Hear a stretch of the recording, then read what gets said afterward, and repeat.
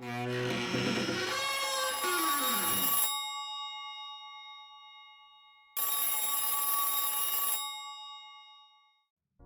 are back in Silent Hill 3 to uncover a mystery that's been unsolved for over 20 years, also one of, if not the most creepiest moment in the entire game. I'm just going to jump straight in since I'm sure you all know what I'm talking about.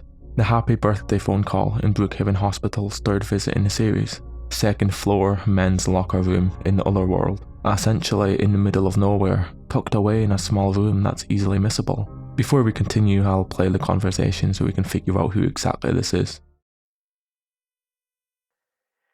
Happy birthday to you. Happy birthday to you. Happy birthday, dear. Oh, I forgot your name. Who are you? Oh, okay, thanks. Happy birthday, dear. Who are you?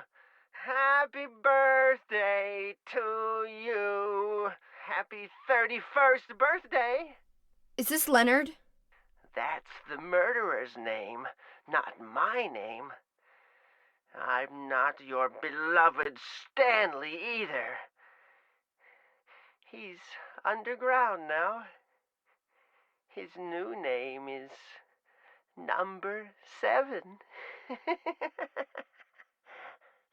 But don't worry about that now. It's time to celebrate your birthday. You've got me mistaken for someone else. Today's not my... I'm not mistaken. Today is your 24th birthday. And I have a present for you. Which do you prefer? To give pain or to receive it? You can have the one you hate the most. Happy birthday to you! But you're wrong. It's not my birthday.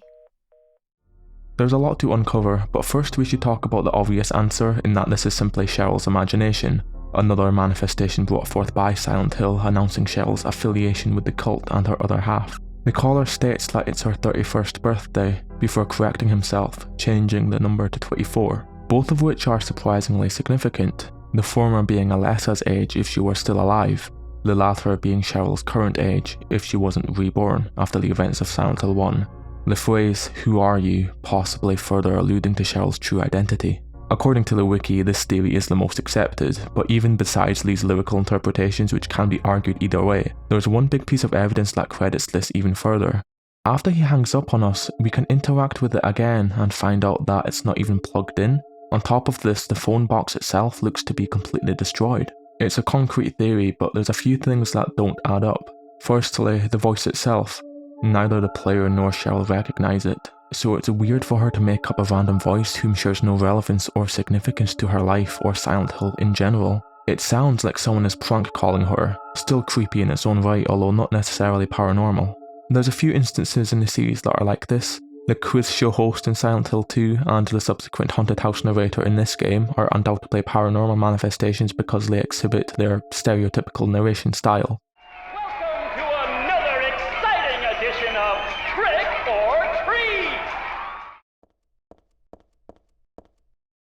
Welcome to the Borley Haunted Mansion. We're so glad you came. Please come inside and look around. An upbeat, enthusiastic game show host with the most generic voice you or me would make up any day in a dream, and a dramatic, unsettling tone that you'd hear every time you go to a haunted house. Comparing those to the happy birthday call is enough to debunk this theory entirely. Someone was communicating with us on this phone. How they were able to do this, I don't know. Although I can't completely disprove that this is just a random manifestation with no connection to any other character, I think it's more fun and interesting to think that there's more to this mystery, and I'd like to dig deeper into it. Judging by the caller's voice, he sounds like he's in his mid to late 20s. He's putting on a fake voice. He enjoys messing with people, clarifying this immaturity even further. He also denies being two suspects right off the bat. Because there's another phone call earlier in the hospital by a suspect named Leonard, she asks if it's him again, which is the most logical thing to do.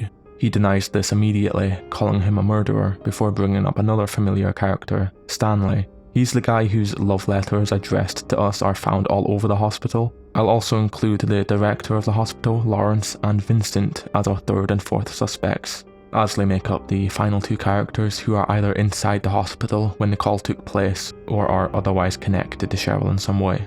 Additionally, I'll save a secret entry for the end, making this the complete list of possible suspects.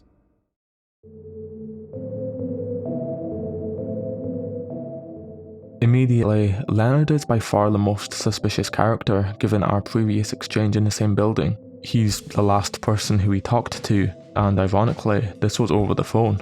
Also, like the happy birthday caller, he's rash, jumping to conclusions and even mistakes us for his daughter Claudia. The reason why I don't think it's Leonard is again just because the tone of his speech. It's much more serious here, and would be abnormally out of character for an older man to act like this a few minutes later. Hello? Claudia. No, I'm not. Don't lie to me, Claudia. You're always trying to run from your responsibilities. Oh, okay, thanks. Happy birthday, dear. Who are you? As mentioned before, the happy birthday caller is definitely a young man who's a bit of a joker.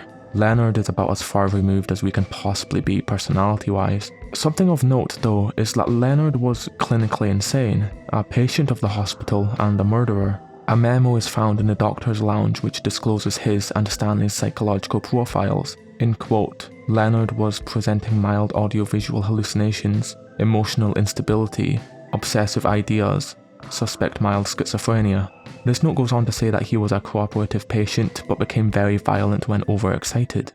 This is a good place to bring up the subway phone call. Near the beginning of the game, there's a moment where a phone rings but cuts off abruptly when we get close to it. The reason I bring this up is because of the conveniently gift-wrapped shotgun in the same section. This could be what the caller was referring to at the end with the question, which do you prefer, to give pain or to receive it? The present being symbolism for birthdays obviously, and the shotgun itself as given pain. When we compare this evidence to Leonard's history of supposed obsessive ideas and violence, it ties into him more than the other characters. What I initially thought was a closed case suddenly became a possibility. If this was Leonard having an episode, that to me is the scariest outcome by far, but there's still more suspects we need to talk about.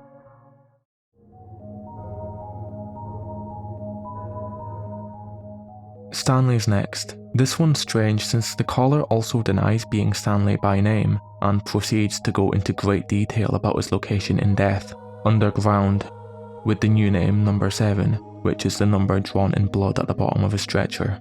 Although Stanley makes an effort to communicate with us through his obsessive letters on numerous occasions, making him our primary suspect, it's also implied that Leonard killed him long before the events of Silent Hill 3. I'll show the note here which proves this.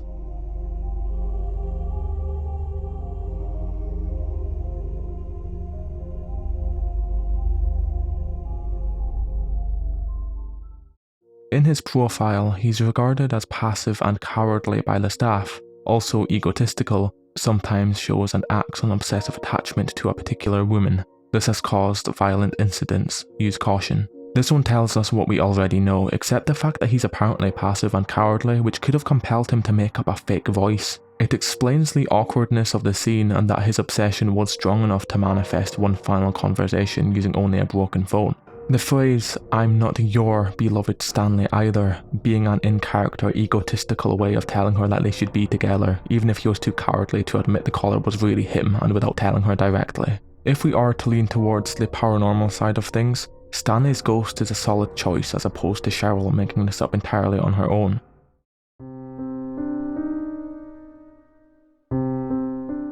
The only 3 characters at the hospital excluding Cheryl were Leonard, Stanley, and the director of the hospital, Lawrence.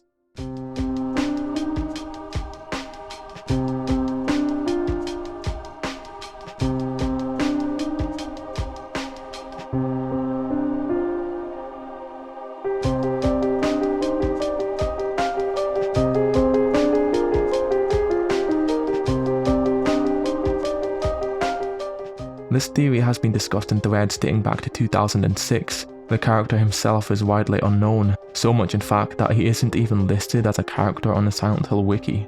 His main evidence being that he was called sick and a pervert by one of the nurses, and we cannot enter his office, so maybe he locked himself in and was secretly spying on Cheryl behind closed doors. Apparently this was in character for him. He is also by far the most knowledgeable of the hospital's patients and layout. By process of elimination, Lawrence is the only character left, assuming he was telling the truth about not being the other two suspects and if the phone call did in fact take place within the hospital. We're also given nothing regarding his current whereabouts, whether or not he's still alive, although the evidence in support of his involvement is overwhelming at first glance. The only blaring problem seems to be his lacking association with Cheryl. Leonard, Stanley and Vincent have either talked to her before or are obsessed with her. Why would an esteemed, sane person be communicating with a 17-year-old girl who he's never talked to before, even if he is a bit of a nonce? According to his job title, it's also very unlikely that he was under 30 years of age, putting him in the same boat as Leonard.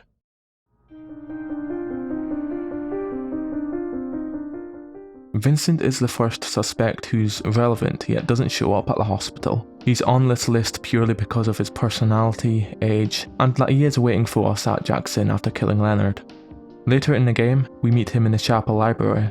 Cheryl says that he's pretty loony himself, fitting the description of the happy birthday caller, and he proceeds to joke that the monsters Cheryl sees are actually people. Are you talking about the monsters? Monsters? They look like monsters to you? Oh no. Don't worry. It's just a joke. He's listed in the wiki at around 24 to 26 years of age, which seems accurate to me. His affiliation with the Order, constantly joking about the other world and Cheryl's corrupted mind, making him an extremely viable suspect for the phone caller, since it took place in the Otherworld variant of the hospital, and by this stage 2 of the other characters were dead or a monster. He also makes psychoanalytical judgments based on her experience with giving pain to the creatures of Silent Hill. Going back to the phrase, would you rather give pain or receive it? Now he has the answer. You come here and enjoy spilling their blood.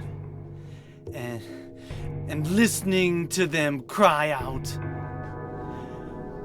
You feel excited when you step on them and snuff out their lives. The last thing of note before I continue is that only Vincent would know about the ages 31 and 24 in relation to Cheryl and Alessa. Now this is already enough to convince me that Vincent was the caller all along, but what was shocking to find out, which is essentially the nail in the coffin as far as this mystery goes, is that the voice actor of the happy birthday caller is the same as Vincent's, Clifford Ripple. This is massive evidence. Although the same can be said about Leon and the Merchant from Resident Evil 4, for example, to say that they're the same character based on their voice actor alone is flawed, so I'll only give Vincent a 9 out of 10. It was almost definitely him in my opinion based off of the other evidence, but we have one more character left.